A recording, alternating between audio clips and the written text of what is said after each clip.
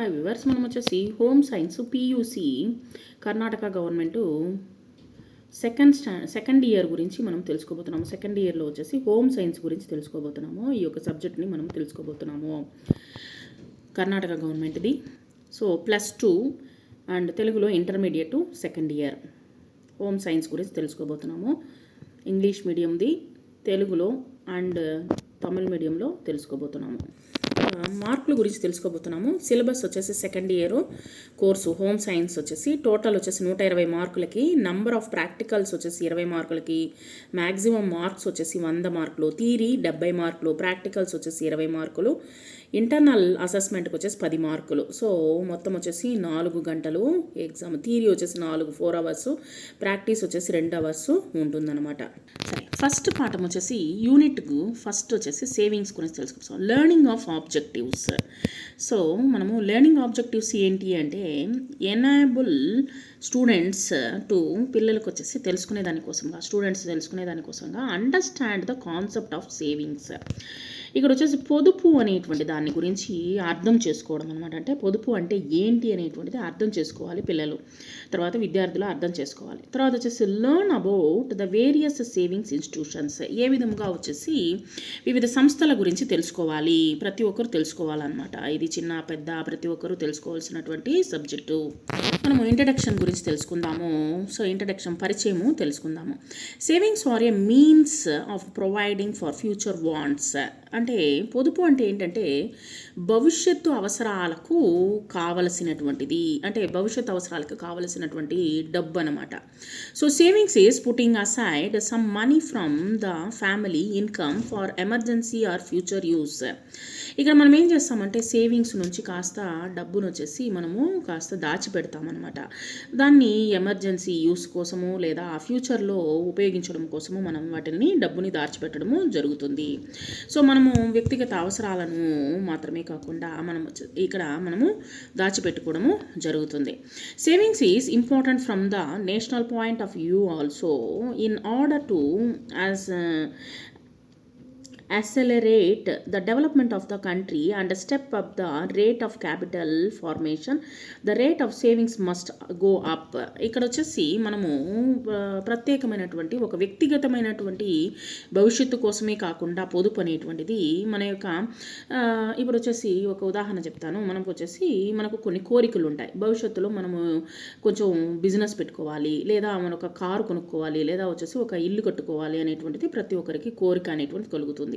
అప్పుడు మనం ఏం చేస్తాము, మన యొక్క డబ్బులో కొంత భాగాన్ని మనము పక్కన కొంత సేవింగ్స్లో వేసి పెట్టుకుంటాం అనమాట. అదే పొదుపులో వేసి పెట్టుకుంటాము. ఇక్కడ ఏంటంటే వ్యక్తిగత అవసరాలకు మాత్రమే కాకుండా మనము వ్యక్తిగతంగానే కాకుండా ఇక్కడ వచ్చేసి జాతీయ దృక్పథం నుండి కూడా పొదుపు అనేటువంటి చాలా ప్రాముఖ్యంగా ఉంటుందన్నమాట, ముఖ్యమైనటువంటిది. ఎలాగే అంటే దేశాభివృద్ధికి వేగవంతము చేయడానికి, అంటే దేశము బాగా అభివృద్ధి దేశం వచ్చేసి ఒక దేశము అభివృద్ధి పొందడానికి కావచ్చు, లేదా మరియు పెట్టుబడి రేటును పెంచడానికి ఇది ఎంతగానో దోహదపడుతుంది. అంటే వ్యక్తిగతంగా మనం సేవింగ్స్ చేయడం వలన ఈ యొక్క గవర్నమెంట్ కూడా, అంటే నేషనల్ కూడా వచ్చేసి ఒక దేశం కూడా వచ్చేసి డెవలప్మెంట్ అనేటువంటిది ఉంటుంది, మన చేతిలోనే ఉంటుంది అనమాట. సో ఇక్కడ వచ్చేసి the motivation for saving may be desire for specific commodities in the future like a car or house or professional education of children. ఇది ఎలాగ ఉపయోగపడుతుంది? ఇప్పుడు వచ్చేసి మనము భవిష్యత్తులో మనం ఒక కారు కొనుక్కోవాలి, లేదా భవిష్యత్తులో ఒక ఇల్లు కొనుక్కోవాలి, లేదా మన యొక్క పిల్లల యొక్క చదువు కోసము కాస్త డబ్బు అనేటువంటిది చేర్చి పెట్టాలి అనేటువంటిది ప్రతి ఒక్కరూ చేసేటువంటి ముఖ్యమైనటువంటి పని అనమాట. ప్రతి ఒక్క ఫ్యామిలీ చేసేటువంటి ఒక ముఖ్యమైనటువంటి పని. Savings is an essential item in a family budget. మన యొక్క బడ్జెట్ అనేటువంటిది మనం వేసుకోవడం జరుగుతుంది. ఖచ్చితంగా వచ్చేసి మనము బడ్జెట్ అనేటువంటిది, ప్లానింగ్ అనేటువంటిది వేసుకోవడం జరుగుతుంది అనమాట. All other types of savings call for careful and conscious planning and at a time even sacrificing some present needs and desires. ఎలాగా డబ్బుని చేర్చిపెట్టుకుంటాము? మనం వచ్చేసి మన చేతిలో డబ్బుని ఎలా చేర్చిపెట్టుకుంటాము అంటే మన యొక్క నిత్యమైనటువంటి అవసరాలని తగ్గించుకొని చాలా వరకు వచ్చేసి సాక్రిఫైస్ చేస్తామన్నమాట. వాటిని వచ్చేసి మనకు కావలసినటువంటి అవసరాలను తగ్గించుకొని మనము డబ్బుని అనేటువంటిది చేర్చి పెట్టడం జరుగుతుంది. అదే మనకు భవిష్యత్తులో వచ్చేసి మనకు అది ఉపయోగపడుతుంది అనమాట. సో ఈ విధంగా వచ్చేసి చాలా జాగ్రత్త పడి డబ్బుని చేర్చి పెట్టుకుంటూ ఉంటారనమాట ప్రతి ఒక్క families. Savings can be defined as an abstinence from present consumptions for the purpose of future consumptions. అంటే ఇప్పుడు ప్రజెంట్ మన చేతిలో ఉన్నటువంటి డబ్బుని చేర్చిపెట్టుకొని వినియోగాన్ని త్యాగం చేసి భవిష్యత్తును అవసరాల కోసము ఆదా చేయడాన్ని ఏమంటాము అంటే సో పొదుపు అని చెప్పవచ్చు. సో పొదుపుని చేర్చి పెట్టుకుంటాం అనమాట. అంటే ఇప్పుడు ఉన్నటువంటి అవసరాలని తగ్గించుకొని భవిష్యత్తులో మనకి ఏది ఎప్పుడు మనకు అవసరం అవుతుందో తెలియదు అనమాట. సో కాబట్టి వాటిని డబ్బుని దాచిపెట్టుకోవడం అనేటువంటిది జరుగుతుంది. Saving income minus expenditure. So మనకు వచ్చేటువంటి ఆదాయం నుంచి మనం ఖర్చుని అంటే మైనస్ చేసినట్లయితే మనము సేవింగ్స్ అనేటువంటిది ఖచ్చితంగా చేయగలుగుతాము. So savings is a certain proportion of income kept aside regularly for a. ఇక్కడ పొదుపు అనేది భవిష్యత్తు కోసం వచ్చేసి భద్రత కోసం కావచ్చు, మరియు ఆదాయాన్ని ఉత్పాదకం వైపు మళ్లించడం కోసం. అంటే ఉత్పాదక వైపు అంటే దాన్ని ఇంకొంచెం ఇన్కమ్ అనేటువంటిది పెంచుకునే దానికోసంగా అయ్యుండొచ్చు, లేదా సంపాదనలో కొంత భాగం అనేటువంటిది క్రమం తప్పకుండా పక్కన పెట్టడమే పొదుపు అని చెప్పవచ్చు అనమాట. So savings is a certain proportion of income kept aside regularly for a secured future in productive form, thus having a permanent column in the family's spending plans for savings in a mark of wise management of family's finance. So మనకు వచ్చేటువంటి finance, మన యొక్క ఆదాయాన్ని వచ్చేటువంటి ఆదాయంలో కొంత భాగాన్ని మనము పొదుపు అనేటువంటిది చేయడము, ప్రతి ఒక్క ఫ్యామిలీ అనేటువంటిది పక్కన పెట్టడము అనేటువంటిది జరుగుతుంది. సరే ఏ విధంగా మనకు వచ్చేసి సేవింగ్స్ అనేటువంటిది ఉపయోగపడుతుంది భవిష్యత్తులో అంటే నీడ్ ఫర్ సేవింగ్స్. ఆ యొక్క సేవింగ్స్ చేయడం వల్ల మనకు ఉపయోగం ఏంటి అనేటువంటిది మనం తెలుసుకోబోతున్నాము.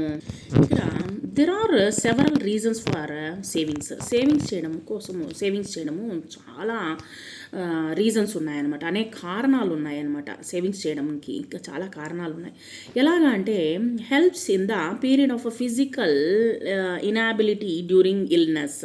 ఫస్ట్ మొట్టమొదటిది ఏంటి అనేది తెలుసుకుందాము. ఇప్పుడు వచ్చేసి మనము ఎప్పుడు ఒకేలాగా ఉండలేము కదా, మనం ఆరోగ్యవంతులంగా ఉండలేము. మనం హ్యూమన్ బీయింగ్స్, మనం వచ్చేసి మనుషులము. కాబట్టి మనకు వచ్చేసి రిపేర్లు అనేటువంటిది వస్తుంది. బాడీలో, శరీరంలో అనేకమైనటువంటి అనారోగ్య సమస్యలు అనేటువంటిది వస్తుంది. సో అనారోగ్య సమస్యల వల్ల, శారీరక అసక్తత వల్ల ఉన్నటువంటి సమయంలో ఈ యొక్క డబ్బు అనేటువంటిది మనకు ఏ విధంగా అయినా సహాయపడవచ్చు. అంటే హాస్పిటల్ ఖర్చులు కావచ్చు, లేదా మందుల ఖర్చులు కావచ్చు, లేదా మన యొక్క ఫీజులు కట్టుకునే దానికి కావచ్చు. ప్రతి ఒక్క దానికి మనకు ఈ విధంగా ఉపయోగపడవచ్చు. It reduces economic insecurity especially in old age after retirement. ఇంకొక పాయింట్ ఏంటంటే ఇప్పుడు వచ్చేసి కొంతమంది వచ్చేసి గవర్నమెంట్ జాబ్స్, లేదా వచ్చేసి కొంతమంది వచ్చేసి ప్రైవేట్ జాబ్స్లో ఉంటారు. గవర్నమెంట్ జాబ్స్ ఉన్న వాళ్ళకి కొంతమందికి రిటైర్మెంట్ అవుతారు, అంటే పదవీ విరమణ జరుగుతుంది. వారికి కావలసినటువంటి డబ్బు అనేటువంటిది ఇన్వెస్ట్మెంట్ అంటే పొదుపు చేసుకోవడం వల్ల, దానివల్ల కాస్త కోస్త ఆదాయం అనేటువంటిది వస్తూ ఉంటుంది. ఆ యొక్క ఆదాయాన్ని ఉపయోగించుకొని వాళ్ళ యొక్క ఖర్చులని ఆ విధంగా పొందుతారనమాట. సో ఆదాయాన్ని పొంది ఆ విధంగా వాళ్ళ యొక్క జీవితాన్ని గడుపుతారు. తర్వాత వచ్చేసి ఇంకో ఇదేంటంటే భవిష్యత్ అవసరాల కోసము, ఫర్ ఫ్యూచర్ యూస్. మనకు వచ్చేసి భవిష్యత్తులో అవసరాలు అనేటువంటిది ఖచ్చితంగా ఉంటాయన్నమాట. సో వాటి కోసంగా కూడా పొదుపు అనేటువంటి చేయవచ్చు.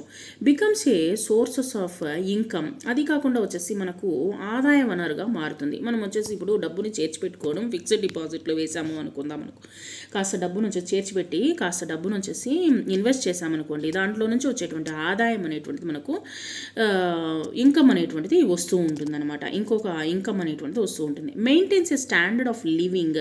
అదే కాకుండా మన యొక్క జీవితాన్ని కొనసాగించడానికి కోసము, అంటే మనకు ఎప్పుడు మనం వచ్చేసి పనులు అనేటువంటి చేయలేము. సో ఇప్పుడు ఉన్నటువంటి యంగ్ అంటే యవ్వనం అనేటువంటిది కొన్ని రోజుల తర్వాత యవ్వనం అనేటువంటిది ఉండదు అంటుంటే వయసు అయిపోతుంది.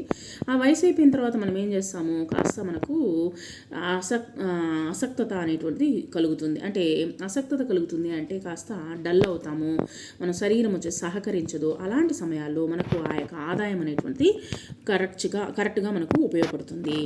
అదే కాకుండా ఇంకోటి ఏంటంటే maintains a standard of living, మన యొక్క జీవన శైల్యాన్ని ఉపయోగించుకోవడం కోసము. తర్వాత వచ్చేసి savings is a good habit. ఇంకోటి ఏంటంటే పొదుపు చేయడం అనేటువంటిది ఒక మంచి అలవాటు. ఇంకోటి ఏంటంటే useful during an emergency, loss of jobs, accident, natural calamities, loss of the earning member or bread winner. So ఈ విధంగా వచ్చేసి ఇక్కడ అనేక కారణాలు చెప్పడం జరుగుతుంది. ఎలాగంటే అత్యవసర సమయాల్లో ఉపయోగపడుతుంది ఈ యొక్క డబ్బు అనేటువంటిది. ఎలాగంటే పొదుపు అనేటువంటి ఉపయోగపడుతుంది. కొన్ని సందర్భాల్లో మనము చేస్తున్నటువంటి ఉద్యోగం ఊడిపోయినప్పుడు, లేదా ఉద్యోగం లేనప్పుడు, తర్వాత వచ్చేసి యాక్సిడెంట్ల సమయంలో, తర్వాత యాక్సిడెంట్ అయింది, మనకు శరీరము అస్వస్థకు పాలయ్యాము, అంటే అనారోగ్య సమస్యలో పాలయ్యాము, తర్వాత వచ్చేసి మరియు అనారోగ్య సమస్యలు లేదా యాక్సిడెంట్లు, లేదా వచ్చేసి ఇంకా ఏంటంటే loss of the earning members, ఎవరైనా మనకు సంపాదించేటువంటి వ్యక్తి కానీ మనను కోల్పోయినట్లయితే, అంటే ఇప్పుడు వచ్చేసి ఒక కుటుంబంలో వచ్చేసి నాన్న, అమ్మ, పిల్లలు ఉన్నారు. కొన్ని సందర్భాల్లో నాన్నకి యాక్సిడెంట్ అవ్వచ్చు, చనిపోయారు, లేదా అమ్మ యాక్సిడెంట్లో చనిపోయారు. కాస్త డబ్బు అనేటువంటిది పొదుపు చేయడం వల్ల అది మనకు ఖచ్చితంగా ఉపయోగపడుతుంది. సో ఇలా ఉదాహరణలు అనేటువంటిది ఉండొచ్చు అనమాట. తర్వాత వచ్చేసి నెక్స్ట్ ఏంటంటే useful for children's education, marriage or other family expenditure. అదే కాకుండా వచ్చేసి కొంతమంది డబ్బుని చేర్చి పెడతారు. ఏ విధంగా అంటే పిల్లల యొక్క చదువు కోసము, తర్వాత వచ్చేసి పై చదువుల కోసము, లేదా తర్వాత విదేశాల్లో చదువుకోవడం కోసము, లేదా పిల్లల యొక్క పెళ్ళిళ్ళ కోసము, లేదా అదర్ ఫ్యామిలీ ఎక్స్పెండిచర్. అది కాకుండా ఫ్యామిలీలో ఏదైనా ఖర్చుల కోసం ఎత్తిపెట్టడం అనేటువంటిది సహజమైనటువంటి ఒక విషయం అనమాట. Useful for making big purchases like house, car. అది కాకుండా వచ్చేసి మనము పెద్ద పెద్ద స్థిరాస్తులైనటువంటి కారు కొనుక్కోవడము, లేదా ఇల్లు కొనుక్కోవడము, ఇల్లు కట్టుకోవడము అనేటువంటిది ప్రతి ఒక్కరి యొక్క డ్రీమ్ అనేటువంటిది కలగా ఉంటుందన్నమాట. ఆ యొక్క కళలను నెరవేర్చుకునే దానికోసం కాకుండా వచ్చేసి మనము డబ్బుని చేర్చి పెట్టుకోవచ్చు. ఇంకో పాయింట్ ఏంటంటే the savings can itself be used to earn more money by reinvesting. It must be remembered that an attempt to save should not be at the cost of current necessities like nutrition, food, good clothing, housing or purpose of education. ఇక్కడ వచ్చేసి ఏం చెప్తున్నారంటే మనం వచ్చేసి పొదుపు చేసేటువంటి మొత్తం వచ్చేసి కొంతమంది ఏం చేస్తారంటే పొదుపు చేస్తామనేటువంటి పేరుతో వచ్చేసి ఈ యొక్క పొదుపు అనేటువంటి చేస్తారు. ఏ విధంగా చేస్తారు, వాటిని వాళ్ళ యొక్క ఖర్చుల్ని తగ్గించుకొని ఆ యొక్క పెట్టుబడులు పెట్టుకుంటూ ఉంటారు. కొన్ని బిజినెస్లు చేసుకుంటారు, లేదా పెట్టుబడులు అనేటువంటి పెడతారనమాట. అలా పెట్టుబడులు పెట్టినప్పుడు మనకు కావలసినటువంటి ఆదాయాన్ని సంపాదించుకోవచ్చు. సో కాస్త కోస్తో డబ్బు అనేటువంటిది మనకు చేతికి వస్తుంది అనమాట, సంపాదించుకోవచ్చు. సరే, కొంతమంది ఏం చేస్తారు అంటే పొదుపు చేస్తున్నాము అనేటువంటి పేరుతో మన యొక్క ఖర్చులు అనేటువంటివి ఏంటంటే తినేటువంటి తిండి, తర్వాత వచ్చేసి ఉపయోగించినటువంటి బట్టలు, తర్వాత ఇల్లు, వాటిని కూడా వచ్చేసి త్యాగం చేసి కొంతమంది వచ్చేసి వదులుకొని పిల్లల యొక్క చదువులు కూడా వదులుకొని డబ్బుల్ని చేర్చి పెడతారు. అలాంటి డబ్బు అనేటువంటి నిలవదనమాట.